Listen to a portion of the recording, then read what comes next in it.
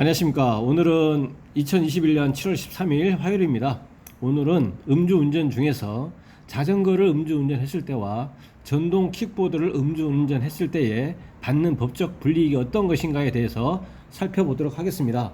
그러면 자전거는 어떤 것이고 전동 킥보드는 어떤 것인가, 그거에 대해서는 먼저 도로통법 제2조에 명시적으로 규정하고 있습니다. 2조 20에 자전거란 이렇게 규정하고 있고, 19의 2에 개인형 이동장치, 전동 킥보드 등에 대해서 규정을 하고 있습니다. 이러한 전동 킥보드나 자전거를 음주운전했을 때는 자동차나 원동기 장치 자전거, 그러니까 오토바이를 음주운전했을 때와는 그 법적 불이익이라든가 이런 것들이 다른데, 이에 대해서 살펴보자면 이 정리를 해놨는데요. 먼저 음주운전이라고 하는 것은 아무리 술을 적게 마시든 많이 마시든 그 측정되어진 음주 수치가 0.030% 이상이어야만 합니다. 0.030% 미만이라면 음주운전의 범죄 구성요건 자체가 성립이 되지 않냐고 형사처벌이라든가 이런 제재의 대상이 되지 않는다는 얘기죠. 그래서 음주운전은 0.030 이상이어야만 한다. 0.030 이상이어야만 한다라는 것이고요.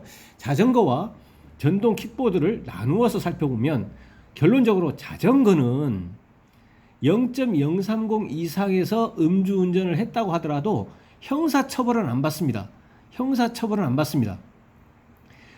음주운전, 그러니까 음주수치 0.030 이상에서 음주운전하는 경우에는 범칙금이라고 하는 것은 받는데요. 관할 경찰서장이 범칙금을 부과는 하는데, 경찰관이 조사를 하고 검찰로 가서 검사가 기소를 해서 법원에서 약식명령 등으로 형사선고를 받고 나서 검찰에서 벌금을 집행하는 이러한 형사 절차를 거쳐서 형사처벌은 없다는 얘기입니다. 관할 경찰서장이 3만 원의 범칙금을 부과합니다. 그리고 단속 경찰관이 음주운전을 했을 만한 상당한 이유가 있다고 해서 인정이 되어서 측정 요구를 했음에도 불구하고 정당한 사유 없이 측정 거부를 했다라고 하더라도 10만 원의 범칙금 부과 대상인 것이지 형사처벌은 아니라는 얘기입니다. 그리고 음주운전이나 측정 거부의 경우에도 면허 정지나 면허 취소를 받지 않습니다. 그 자전거 음주운전자가 어떠한 원동기 장치 자전거 면허이든 뭐 이종 소형이든 일반 자동차 면허든 다 가지고 있다고 하더라도 면허 정지나 면허 취소가 되지 않는다는 얘기죠. 결론적으로 자전거를 음주운전한 경우에는 형사 처벌을 안 받고요. 행정 처분, 면허 정지나 면허 취소 처분 안 받습니다. 그렇지만 범칙금은 받는다. 3만 원의 범칙금, 10만 원의 범칙금이라는 거죠. 그런데 전동 킥보드의 경우에는 마찬가지로 형사처벌은 안 받습니다. 형사처벌은 자전거와 동일하게 형사처벌은 안 받는데, 그렇지만 범칙금은 부과받습니다. 그런데 그 범칙금의 정도가 자전거의 경우보다 좀 높습니다. 그러니까 음주수치 0.030 이상의 경우에 음주운전으로 적발이 되면 자전거는 3만 원인데 전동 킥보드는 10만 원입니다. 이게 다르고요. 그다음에 측정 거부의 경우에도 자전거는 10만 원인데 측정 거부는 13만 원입니다. 그래서 범칙금의 정도가 자전거보다는 좀 무겁다, 많다, 높다라는 것이고요. 그리고 자전거의 경우에는 면허 정지나 면허 취소 등 이런 행정 처분은 받지 않는데, 전동 킥보드는 자동차하고 똑같이 면허 정지나 취소의 대상이 됩니다. 그러니까 음주 수치가 0.030 이상, 080 미만이라면 100일 면허 정지, 080 이상이라면 면허 취소 플러스 면허 취소 결격기한 1년, 통상 얘기하는 1년 취소의 대상이 된다는 얘기죠. 이 부분은 자동차하고 똑같다는 얘기입니다.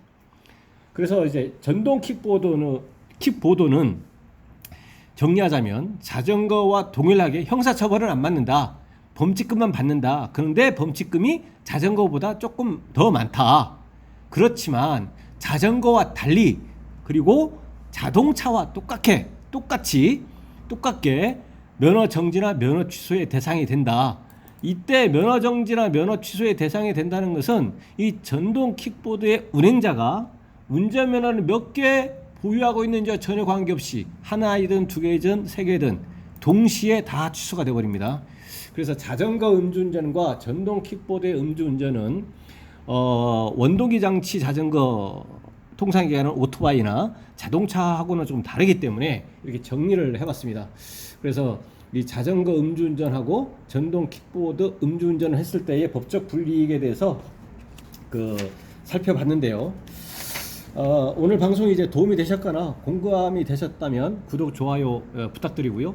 오늘 방송한 내용에 대해서 추가적인 문의사항이 이렇게 있으면 댓글로 남겨주시거나 그러면 추가로 영상을 제작해서 탑재하는 등으로 해서 제가 답변을 드리도록 하겠습니다.